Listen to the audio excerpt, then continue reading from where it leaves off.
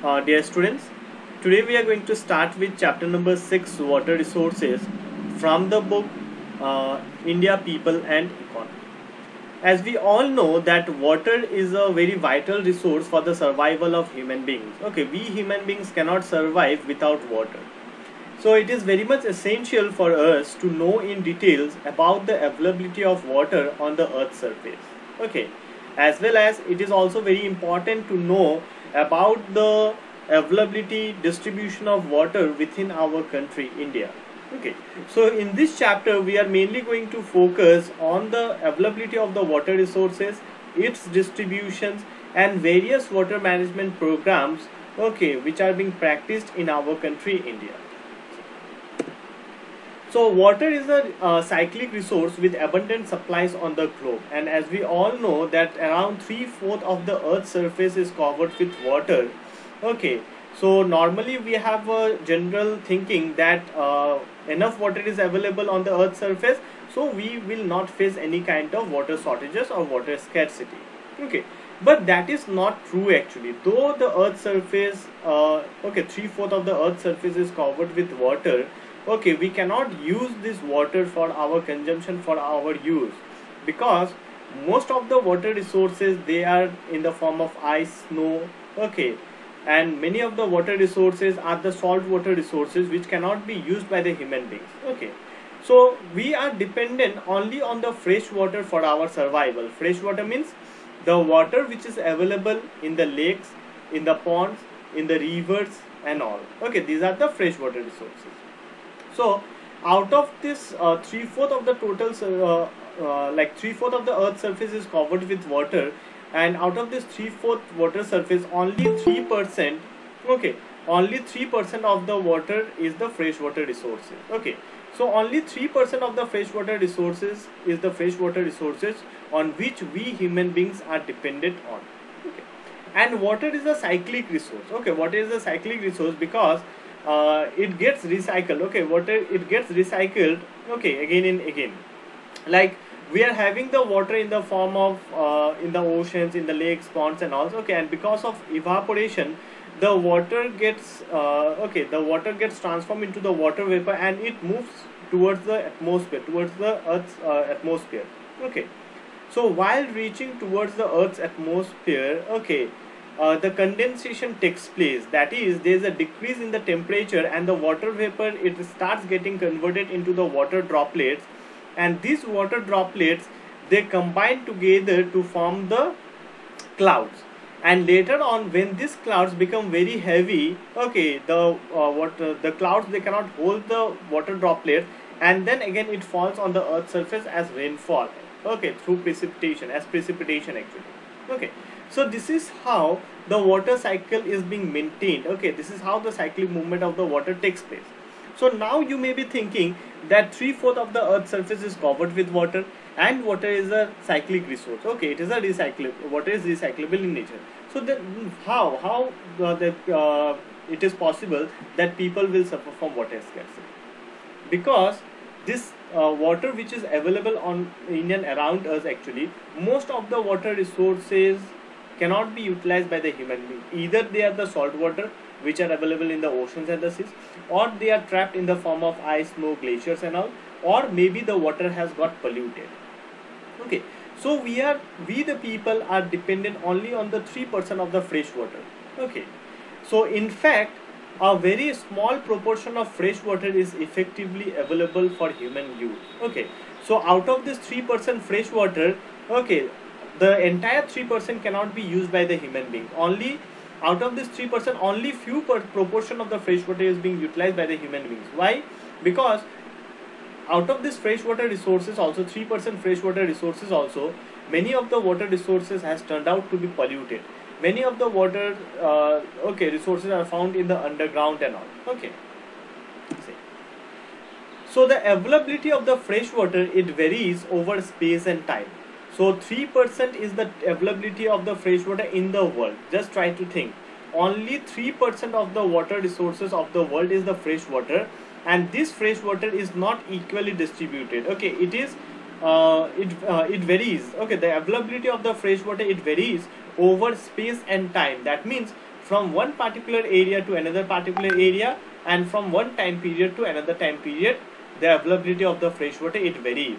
Like if we take into consideration India, okay, if we think about India, within our country India only, okay, the availability of the fresh water is not equal, okay, as well as the availability of the water resources, it also varies from one time to another time, from one season to another. During the rainy season we have enough availability of fresh water, and during the dry season the availability of the fresh water, it goes down, okay.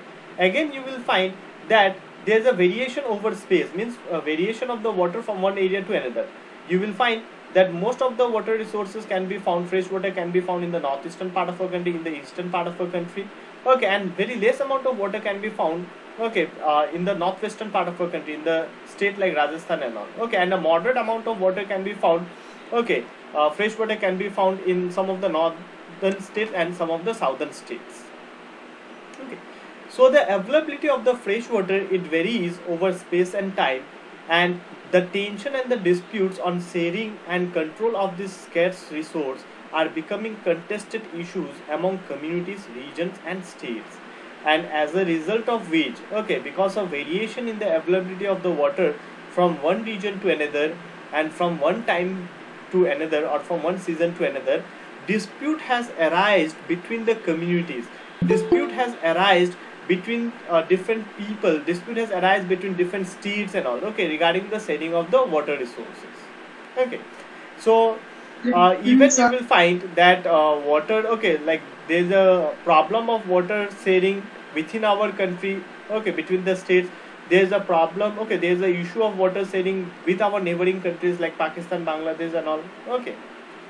So because of the very less availability of water, okay, because of very less availability of fresh water, there's a the disputes are increasing, okay, the tension and the disputes on sharing of this fresh water is increasing day by day among the communities, among the regions and among the states and among the countries, okay.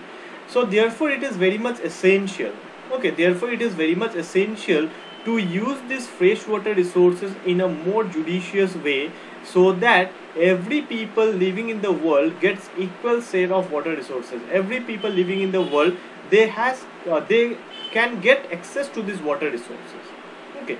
So for that, what we need to do, we need to assess, okay, the assessment of the water resources is very much essential, okay, like availability of the water resources, we should assess the availability of the water resource, and then efficient use and conservation of water therefore becomes necessary to ensure development, okay. So assessment of the availability of the fresh water, efficient use and conservation of these fresh water resources is very much essential to ensure development, so that every people living on this earth, okay, can get equal share of water. So as we all know that India is the 7th largest country in the world with a total area of 3.28%, 3.28 million square kilometer area, okay, and this 3.28 million square kilometer area is equivalent to 2.4% of the total surface area of the world, okay. As well as India is also having the second largest population in the world, so the demand of water in our country is very high, because we are having the second largest population in the world. So these people, okay, these people, they require water for their domestic consumption, okay, water is being required, okay, for agricultural production, for using it in the industries, for electricity generations and all, okay. So the demand of water in our country is very high, okay, the demand of water in our country is very high, because we are having the second largest population in the world, that is 16% of the world's population is found only in India. So you can imagine there are so many countries, okay, there are more than 190 countries in the world. So out of these 190 countries, okay, India is the country which has a total population of 16%, okay, that means total, out of the total 100% population of the world, 16% of the population is concentrated only in India, lives only in India, okay. So the total water available from precipitation in the country in a year is about 4,000 cubic kilometer, and we the people living in India, we are dependent, okay, we are dependent on the rivers, we are dependent on the lakes, we are dependent on the rainfall for our water. So every year India receives around 4,000 cubic kilometer of water, okay, from precipitation. So precipitation may include rainfall, it may include snowfall, drizzle and all, okay, but mainly we take into consideration rainfall, okay. So every year India receives a total amount of 4,000 cubic kilometer of water, okay, from rainfall. The availability from the surface water and the replenishable groundwater is 1869 cubic kilometer, and the availability of the fresh water from the surface water means the water which is available in the lakes, the water which is available in the rivers, ponds and all, okay, as well as the renewable underground resources, okay. So the surface water and the underground water resources, if we take into consideration the surface, the availability of the water on the surface in the form of the rivers, lakes, ponds and the underground water resources, then India is having a total 1869 cubic kilometer of water, okay. So out of this 1869 cubic kilometer of water, only 60% of the water can be utilized, rest 40% of the water cannot be utilized, okay. So thus the total utilizable water resources in the country is only 1122 kilometer, okay. So only 1122 cubic kilometer of water can be utilized, okay, by the people of our country. But the demand of water, okay, but the demand of water in our country is very high, okay. It is sometimes the demand of water in our country in a year, it exceeds this 1122 cubic kilometer of water. That means sometimes in a year the supply of the water is less, okay, than the demand in our country, okay. So this is just a basic information, okay, this is just a prelim information regarding the availability of water in our country. So water can be found in our country through two different sources. One is the surface water resources and the one is the underground water resources, okay. So surface water resources basically includes the rivers, the lakes, the ponds and all, okay, and the underground water resources basically includes the underground water resources. So now we are going to discuss about the surface water resource, okay, and the underground water resources. So let us now have some information about the surface water resources.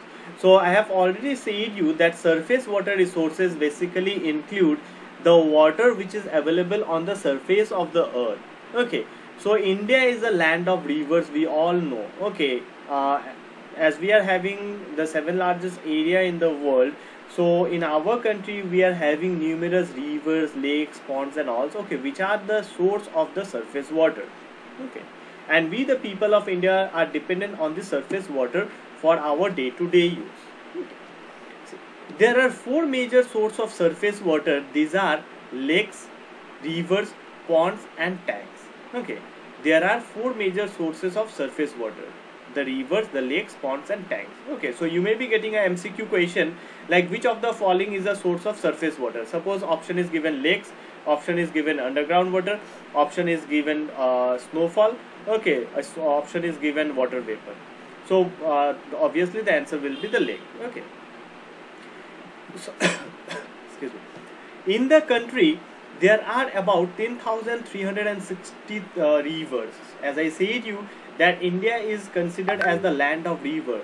So if we take into consideration the small and the large rivers, total 10,360 rivers are there in our country, and their tributaries, okay, longer than 106 kilometer each. So total 10,360 rivers are there in our country. The mean annual flow in all the river basins in India is estimated to be about 1869 cubic kilometer.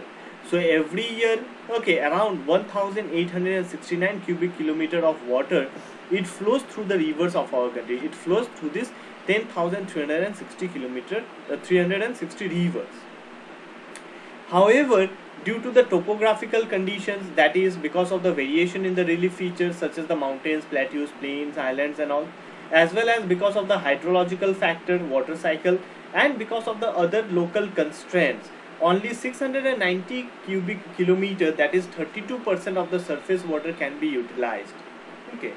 So out of this 169 cubic kilometer of water which flows down the river, okay, which flows through the rivers to the oceans and the sea every year from India, only 690 cubic kilometer of water is being utilized by us. That is, only 32% of the water is being utilized in our can be utilized by us, and the rest of the water, it flows in the ocean. It flows to the oceans and the seas. So water flow in a river depends on the size of its catchment area of the river basin and the rainfall within its catchment area. And one thing you will notice, that every river, they does not supply the same amount of water. Okay, the supply of the water through the rivers, it varies from one river to another because of the size of the catchment area, because of the size of the river basin, as well as because of the amount of rainfall received in its catchment area. Okay. Now you may have a question that what does the term catchment area means? Okay, catchment area is the particular area from where the river collects its water. Okay, from where the river collects its water is known as the catchment area. So in that, if the catchment area is very large, so during the time of rainfall, the large catchment area will collect more amount of water and supply it to the rivers. And if the catchment area is less, then the river will have less supply of water. So basically the major rivers of our country, like the Indus, the Ganga, the Brahmaputra, the Godavari, the Krishna, the Kaveri, okay, these rivers, they have a large basin and a large catchment area, okay, as a result of which they get more amount of rainfall, okay, they get more amount of water flow as compared to the small rivers, okay, like the Mahi, Tapi, Narmada. Okay, then you can see many of the small rivers are there in the northern part of our country, in the northeastern part of our country. Okay, so the flow of the water in the river, it varies, okay, because of the size of the catchment area as well as because of the amount of rainfall received in its catchment area. So some of the rivers in the country, like the Ganga, the Brahmaputra and the Indus, they have huge catchment area, and the precipitation is relatively high in the catchment areas of these rivers. Okay, so the amount of rainfall, okay, heavy amount of rainfall takes place in the catchment area of the river Ganga, Brahmaputra and the Indus. And these three rivers, okay, they every year, okay, they carry away a larger part of, okay, of the water of our country. Although they account only about 1/3 of the total area in the country, about 60% of the total surface of the water resources. So these three rivers, that is the Ganga river, the Brahmaputra river and the Indus river, okay, they occupy only 1/3, that is 33% of the total area of our country. Okay, but they supply 60% of the water resources. Okay, they supply like out of the total surface water resources, 60% of the water resources is being supplied by these three rivers. Okay, and that is why these three rivers are considered to be the most important rivers of our country. Okay, they are considered as the lifeline of our country. Okay, because if these rivers would not have existed, then in our country we would have suffered from severe water scarcity. Okay, and much of the annual water flow in the South Indian rivers like the Godavari, the Krishna and the Kaveri has been hastened, but it is yet to be done in the Brahmaputra and the Ganga rivers. Okay, so as I say to you that only 32% of this water which flows through the rivers can be utilized in our country, and the rest of the water, it flows away. Okay, so basically in case of the Brahmaputra and the Ganga river, okay, a larger part of its water, it gets flow away, okay, to the oceans and the sea actually. Okay, but whereas in case of the South Indian rivers like the Godavari, Krishna and the Kaveri, okay, the water from the rivers, okay, the water which is flowing through this river is being extracted with the help of the canals and all, and it is being supplied to the industries, to the agricultural fields, to the households for the domestic consumption. Okay, because these rivers, okay, the South Indian rivers actually, okay, they have a less supply of water, okay, and they get very less amount of rainfall in its catchment area. So in order to meet the higher demand of water in the southern part of our country, most of the water flowing through this Godavari, Krishna and Kaveri is being utilized. Okay, but whereas Ganga and the Brahmaputra river, okay, in this part the natural rainfall is high, okay, as well as the rivers, they carry huge amount of water along with them. Okay, and like they also cover a very large area, so it has become like not possible yet okay, to utilize a larger part of the water of this Ganga and the Brahmaputra deep. So this is what about the surface water resources of our country. So surface water resources basically include the rivers, the lakes, the ponds, okay, and the tanks.